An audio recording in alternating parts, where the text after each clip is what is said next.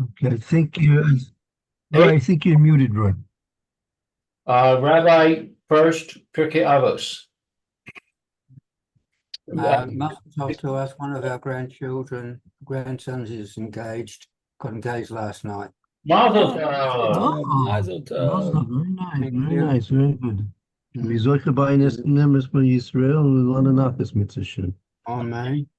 And today Mm. it's my father's, his yard site. So I'd like to learn his schus. Fine. Okay, should have a Ili Nishmas Mezashim, but all Nishmas Israel Mezashim. Vizoche Tchis Mason Bakar. Shem Bakar. Thank you. Okay, fine. Very good. As Lou mentioned, thank you, Lou. This is Rabbi Shlomo Furst here in Yeshiva Tzemach in Yerushalayim, care of Zoom. This is our first year. We're learning currently the Maral Meprag. We're learning the depths of our understanding of why Klal Yisrael had to be enslaved in Egypt for at least 210 years because of the promise of Kadosh Baruch Hu made Avram Avinu with the Brisbane Basarim, and we're understanding the reasons why. Number one, Avram Avinu, he himself, even though apparently it was because of some ever so slight deficit, lack of true perfect emunah and b'tachon in Kadosh Baruch Hu, that had to be rectified through his children going to Mitzrayim, and he couldn't have done it on his own for the reasons we've been discussing, and neither the Shiftei Kah, because of the selling of Yosef, wouldn't have been appropriate that they go in as well. Because as the Moral mentions twice, this is the second time the Moral has mentioned this, that this is probably one of the most important statements in the Moral that I've ever come across. Very, very important to know and to realize and to take this to heart. And you'll see it's blocked. The lettering's blocked there. Nay, why is this? And it had to be that the 70 Nefashos had to go to Mitzrayim because they were a conglomeration of the household of Yaakov Avinu, and they were the ones that the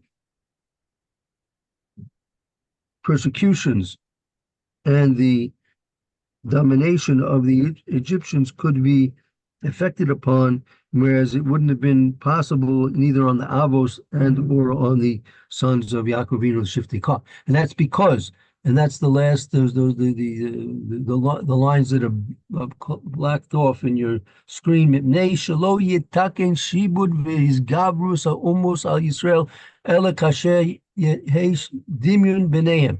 It's not at all possible that there should be any persecution nor any domination of the non-Jews upon the Jews, only except if there's going to be some type of similarity to them, meaning as long as Klal Yisrael remains unique and distinct and unassimilated, there is no possibility at all that the Jews should be persecuted and or dominated by the non-Jews.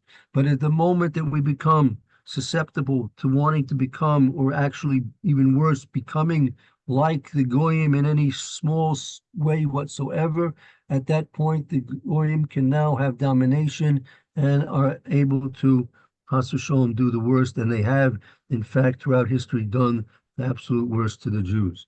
This is one of the most important statements I've ever encountered in the Kisvei Maharal, and it's well worth understanding this and living accordingly, Bez Hashem, to always be as remote and distinct from anything that has to do with anything which is non-Jewish as possible, because we're only opening the door for our own sad state of life if we do. Okay, so yeah, that that's where we can begin. Again, we can, if you want, just to get a running start. I read that first, but if you want, we can start at the beginning of the first paragraph there in the second page of your document. Good. Any volunteers to read? Volunteer. I'm doing Umayata. Yes, very good. Okay. Hakadushe Lama I'm sorry, lama lo ba ha'onesh al Avraham betela. And from now, the holiness No, the question. of the question. Yeah, Kedusha has a dalet in it, right? This has no dalet. This is a kushya, that which is a question. Kushya. Thank you. Now, the question, why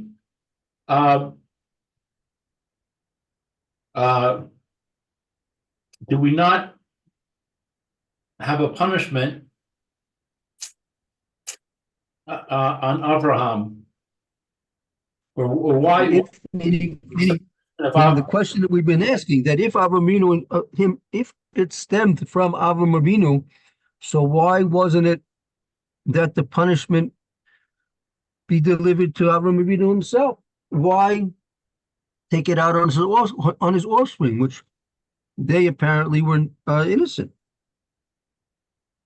Right.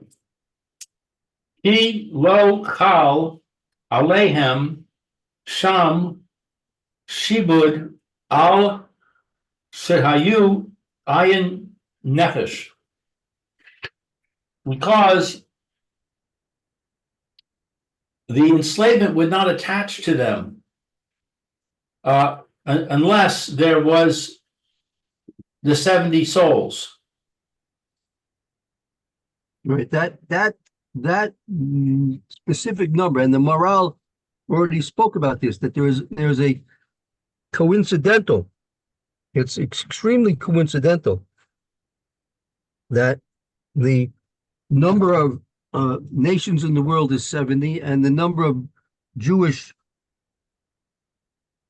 people, the family of Yaakov Avinu that went to Mitzrayim, correspond together in 70 nations and 70 souls of the family of Yaakov Avinu. That was very, very important coincidence. But it's not a coincidence. It's with great intention and meaning and significance.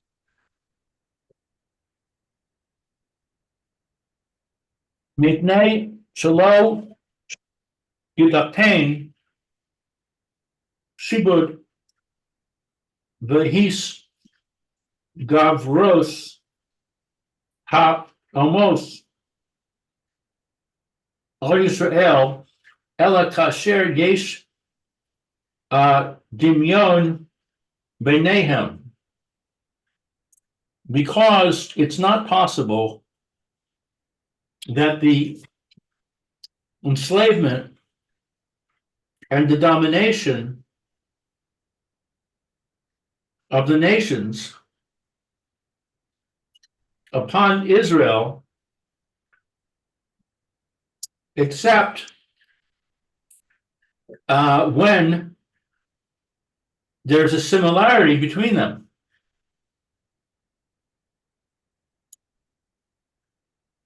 V'lim olos ha avos.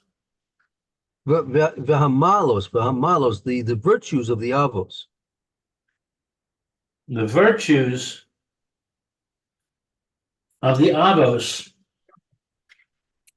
v'hashvatim, and the tribes, ein yachom lahem am hamitzrayim. If there's no relationship between them and the Egyptians, can't have the virtues of the Avos and the Shvatim preclude a connection with the Egyptians. Exactly. Very good. Exactly. The fact that the Avos and the Shvatim had such great levels of whatever, all those virtues that they had, right? Those were so great that they wouldn't have allowed any type of connection, relationship to them and the Mitzrayim. Ad shiyu ayin nefesh shezeh hamispar hu devar misai cham al haomos That's a summit. Messiachis. Mithiachis al haomos kasher amarnu. So let's see. Until there were 70 souls, that this is the amount that for which there is a connection to the nations. As we said, V'zeh ba'o Mitzrayma, and these are the ones that went to Egypt. Right. It had to be that specific number of people, the family of Yaakov Avinu, specifically that number of 70, that they were the ones that were going to Egypt. Because again, Egypt, Mitzrayim, represented the beginning of the fulfillment of that domination and persecution, enslavement of the Jewish people, the family of Yaakov Avinu being the offspring of Avraham Avinu. And so it was specifically at that point when they were 70, right, being corresponding to the 70 nations, that was the point at which the promise that they would have to do that would now begin.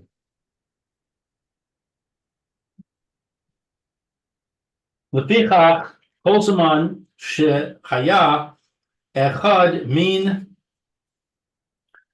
השבטים קיים, therefore, as long as there was one member of the Shvatim living, asher haya lahem ma'ala hamala hagdola lo haya yad Mitzrayim alehem. That there was for them virtues, great virtues.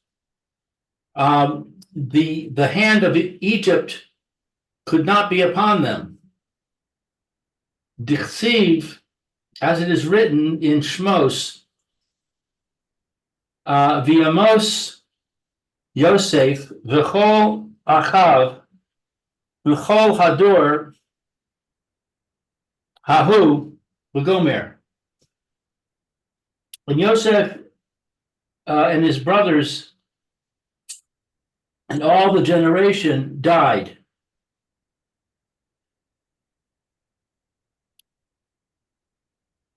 Now, I wonder why it says all the generation. I thought we just said that the generation was not included. Well, I mean, that means that the generation of those who came to Mitzrayim, right? All right, those are the Sheba, that's when that generation finished, meaning the last of the Shvatim, meaning, in other words, that the Levi, the last of that generation passed on. So that was now the beginning of the Shibud, and because before then, it wasn't possible that the Yad Mitzrayim could, the hands of the Mitzrayim could oppress the Jewish people.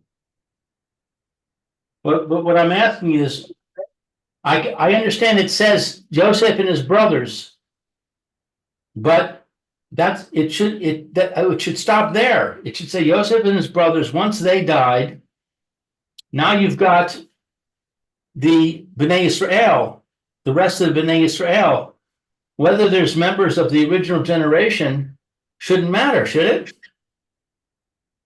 No, they still had that Mila. That I think the Chavetz Chaim says that even the one of the reasons why it's known that Shevet Levi did not experience the enslavement and the persecutions, right? And the reason was because Levi was the one who lived the longest of all the brothers, and they that family of Levi, since they simply were in the situation where Levi could have influence upon them, that was enough to save them from the enslavement and the domination of the Mitzrayim. Because why? Because when it came time to begin this enslavement, they did the whole thing, the whole strategy to get the Jewish people to contribute to building the cities and such. The Levium did not, the family of Levi did not participate. They were strong enough to resist. What gave them that strength to resist? Because they were still living under the influence of Levi, right? Even though he was, So, excuse me? even though he had passed away. Yeah, even though he had passed away, but nevertheless, he still left his influence was still strong enough that when it came time to make that decision as to whether or not to join in the Egyptian national project of building these cities, they were strong enough to say, no, we don't have anything to do. We're not part of Egyptian culture. That's not our thing. We're not involved with that. That has nothing to do with us. Our job is to learn Torah and to serve HaKadosh Baruch Hu. That's what our forefathers did. Levi did. Amra and all the and Yaakov Avinu did, and Yitzchak Avinu did, and Avraham Avinu did. That's what we're going to do too. We have no reason and desire to get involved with the Egyptians. Stay away from us. Keep away from us. And so they were successful, and that saved them from being enslaved and persecuted. That's why Moshe Rabbeinu and Aaron, because they were Leviim, what gave them a right to? It says that Aaron left Egypt to encounter Moshe Rabbeinu on Moshe Rabbeinu's return to Egypt. Everyone knows that a slave couldn't leave Egypt, right? It was forbidden. So what's Aaron doing outside of Egypt? Because he wasn't a slave, simply wasn't a slave.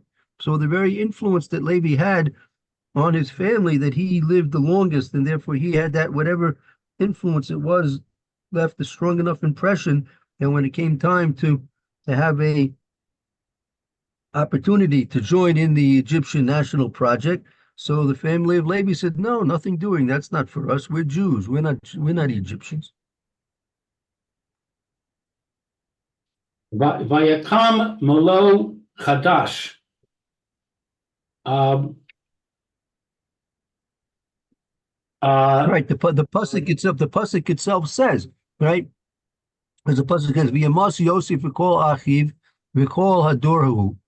When Yosef was niftar and all his brothers and the whole of the generation, whatever that meant. I mean, you have to understand what's considered to be that generation.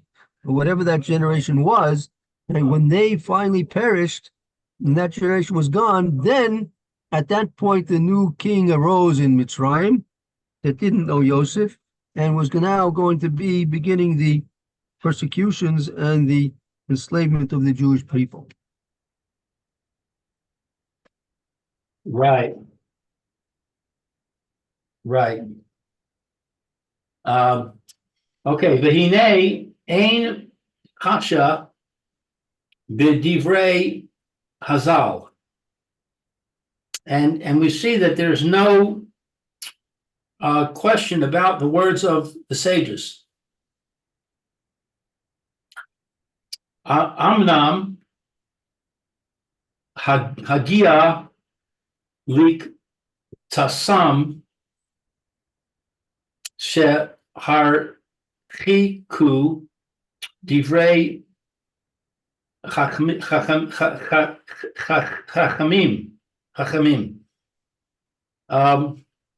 However, what is hagia? That, however, right? Hagia Liksasam, okay, so this I'll tell you, this is the Maharal said he explained what he explained. Now he's simply going to a criticism of those who are not learning in this way, that they we were the other explanations that we learned in the first document. I say, I think skip to the next paragraph, because this is like an aside in terms of his criticism of those other commentaries. So we could that's not really relevant for the understanding of what we need to understand here right now. Okay. Maybe skip to the next paragraph. V'sochal lomar hadas Rabosenu Zal, and we're able to say that the opinion of our sages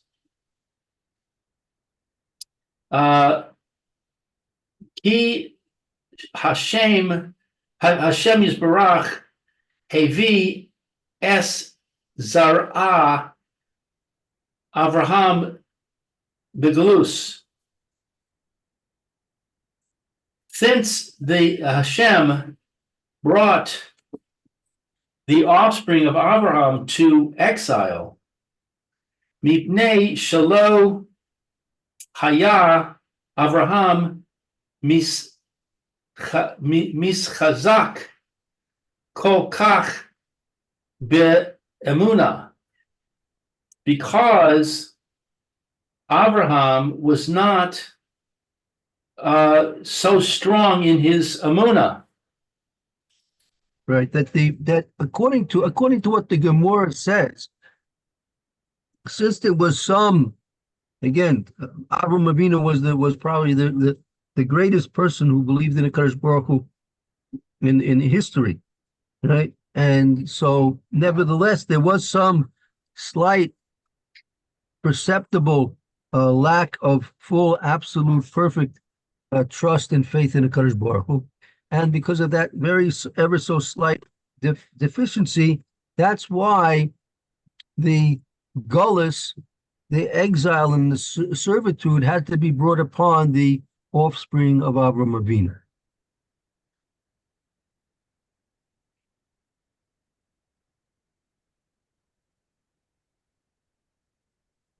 L'chach hevi Hashem Yisbarach Zar'o Begalus Kedei Sheyiknu Ha'amuna. Therefore, Hashem brought the offspring to exile in order that they should acquire Amunah. It was going to be, as they say, going into the exile would be a corrective measure, right, to compensate for whatever deficit in Emunah there was. V'yad'u koach ma'asav shehu oseh le'ohavav u'gevurosav asher oseh le'oivav. And it's known that it should be known, meaning the Jewish, the offspring of Avraham Avinu had to go to Egypt, and they had to be enslaved by the Egyptians and persecuted by the Egyptians in order that corrective measure should be made to compensate for whatever lack of true perfect trust and faith in the Kadosh Baruch Hu had existed on the part of Avraham Avinu. And the offspring of Avraham Avinu will there in Egypt experience V'yedu, and they will know, right? And that the experience and the firsthand knowledge, right, of what they experienced and knew and saw in Mitzrayim, that would compensate and correct for whatever needed to be corrected for.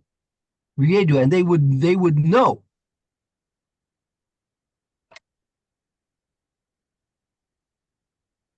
They would know the strength of his deeds that he did to love and with love and with might that he did with love. That they would better like this. They would know the strength of his, meaning Kadosh Baruch Hu's actions that he does, that he does la'oyevav for those he loves, ugvurosov and his might, asher yasa la'oyevav, and the mighty works that he does for those who he loves. It should be known. A first-hand experience was needed for the Jewish people to have in Mitzrayim to experience the strength of HaKadosh Baruch Hu's works and actions on behalf of those he loves, and his mighty actions that he will do for those he also loves. Kamo sha'asa l'Mitzrayim min makos agdolos v'ha-noraos. Like that the deeds in Egypt from the blows, the great blows, and the great and awesome blows. V'ha tova she'asa le'ohavav, and the goodness that he did for those that he loves. Ukamo shemashma min hakasuv shekol asher haya oseh hu yisbarach sheyad'u shemo ugvuraso tamid. And it's like that which we understand from that which is written, that all that that was done by him, may he be blessed, that we know his name and the might and his continual might. Lefichach Sovar Rabbi Abahu Shenir be'Avraham Shalo Haya Boteach Bahashem Legamre. And therefore, it was the opinion of Rabbi Abahu that we see in Avraham that he was not trusting in Hashem completely. Shaharei Osei Angaria be I don't know this abbreviation.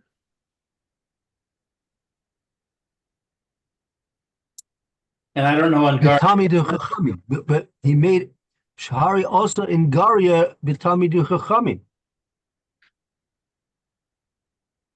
That that was one of the opinions there that we saw in the Gemara, that he made an army out of Talmidei Chachamim. He drafted the Talmidei Chachamim into the army for the sake of the war. Right. Ulekacham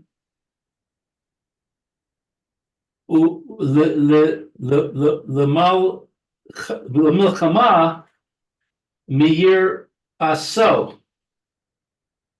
And he established the war from their Well, reverence. he took them, he took them to wage war from those he was from those he feared, Who's he? Avraham Avinu. Abraham formed the army. Right. The criticism of Rabbi Avahu in the Gemara is that he was lacking in that full trust and faith in the Kadosh Baruch Hu, which was exhibited by the fact that when it came time for the war, he inscripted the Talmidei Chachamim and he took them to wage war against those he was fearful of. Right, and that was a lack of faith. If he had full faith, he would have realized that he could just go with Eliezer and wage war, and he didn't have to take the Talmidei Chachamim away from their studies. Right. I mean, exactly what he would have done instead, I'm not sure. I mean, it could have been enough. Perhaps it would have been enough he and Eliezer by himself. That's possible. But not to take those from who were learning to take them away from, as you said, from their studies. Yeah. Ve'elu lekach haroi le'milchama ein ze chet she'ein somchin al hanes. And these that were taken, But ve'ilu had this is not ve'ilu. The ilu would mean in these, but ve'ilu means, and if it would have been that he took haroy l'mochav, if he would have took those who are fit for war, like why? If Avraham Avinu would have hired the French Foreign Legion to help him in the war, no problem. Why? Why would that be no problem? There would be no sin in that. Why? because they would have been appropriate for war, and this would not be a sin, that they would not be close to Samuch al Hanes, close to the miracle. To rely on a miracle. Meaning, To rely. if Avramino had hired the French Foreign Legion to help him in the war, right? That wouldn't have been a sin. Why? Because he wasn't required to be Soymech Hanes. He wasn't required to rely on miracles. Right? Okay, right. But when he took the Chachamim, then since he was taking them away from their studies, that became a problem. Right, as he continues, Avolakach Talmidei Chachamim. When Talmidei Chachamim moreh shehaya yireh. What's moreh? He's fearful. It's more. No, excuse me. Sorry. It indicates mora. It indicates she'er yireh. It indicates that he was fearful. He was fearful of losing the war. Right. V'haya lo Livtoach bo yisparach velo liyikach the milchama asher ein roy liyikach. And it was for him to trust in him, in Hashem Yisbarach, and not to take for war that were not appropriate to be taken. Right, meaning Avraminu was not obligated to be somik on an ace and to completely trust in Hashem that he would wage the war for him supernaturally. He wasn't obligated to do that. But what he should have done, he should have taken those who are fit for war, like I say, contact the French Foreign Legion and get them to hire them and let the Talmidei Chachamim continue learning. But to go and take those who are not fit for war, right? That indicated that it was afraid. So on the one hand, right, you're not obligated to be Samech on an ace. You're not supposed to be completely reliant on Hashem to do miracles for you. You're not supposed to do that, number one. Nevertheless, when you're doing what you're supposed to be doing it because you don't want to rely on an ace, but not because you're afraid. You have to understand a person in general and specifically his own reasons for doing things. Meaning, is he doing things because he's obligated to do some what we call hishtadlus and not rely on miracles? So if that's why he's doing it, very good. But is he doing it because he's afraid? Well, why do you have to be afraid? What's to be afraid? Don't you trust in the Kadosh Baruch Hu? If you implicitly entrust in Kadosh Baruch Hu, yes, you'll do what it's necessary to do, but you won't be afraid because Hashem is going to do whatever Hashem feels is and understands and does for you the very best in all sorts of situations. So there's nothing to fear. You are obligated to do things according to the natural means that Hashem has afforded you and not to be soymik on a nace.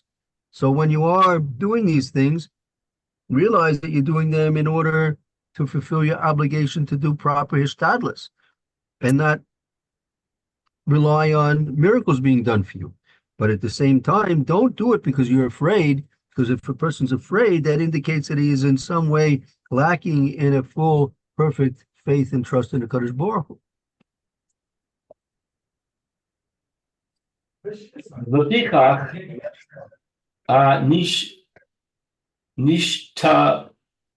Nishtavdu Banu Arba Maos Shana She Yiru Gevurosav Asher Asa Uvezeh Yiknu Amuna Shalema. Therefore, Nishtavdu, I don't know. Well, that's from Shibud. Shibud is to be enslaved. Therefore, he needed to be his children needed to be enslaved 400 years so that they would see Yiknu, they would acquire. Sheyiru is to acquire. Yiknu, right? Yiknu is to acquire the Kinyan. But I see Sheyiru. Sheyiru said that they would see Givurosa. They would see the might of a Kadosh Baruch Hu. The might of Hashem that he did. And with this, they would acquire complete faith.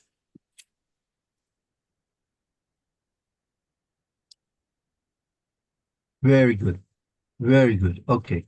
I think it's a good, perfect time to stop. So we're at this paragraph. He's now going to explain the opinion of Shmuel. He's going through the opinions we see in the Gemara. So, okay, that was the first opinion according to Rabbi Avahu. Okay, very good. Any questions before we sign off for a moment? Yeah, just a small question. Why is it sometimes it says 400 and sometimes it says 430? Well, here it says Arbor Mea Shana. That's the expression of the sometimes. Well, so actually, sometimes it's 210 years, sometimes it's 400 years. 430 also for that. The pasuk is really the 400 and 400 years. The 400. Let's see. We see though we used over here. I'm just trying to see. Ba, ba, ba, ba, ba, ba. Ba, ba, ba, ba.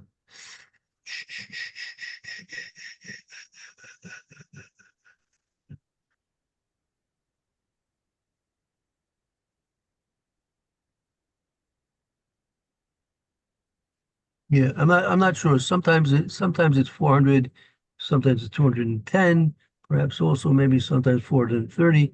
You have to know why there's a discrepancy in the numbers. I'm not sure. I'm not sure. Uh, not sure. Yeah. Um,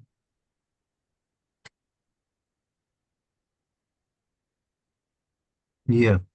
That's a separate topic, how to work out the when and why the different times are used. Um, Yitzchak.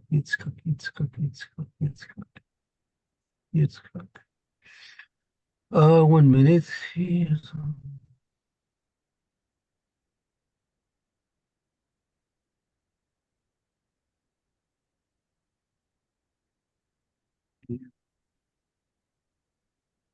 Trying to see where do we make reference to the 430 years?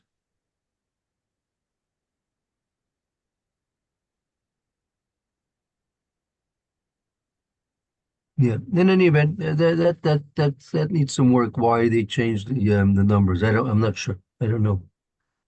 Okay. Okay, let's take a short break. We'll continue with the Mishnah Berurah. Roy, have a good afternoon, or if possible, I'd like to see you tomorrow or Shabbos. No. And we'll start the Mishnah Berurah shortly after the short break. Okay. Bye.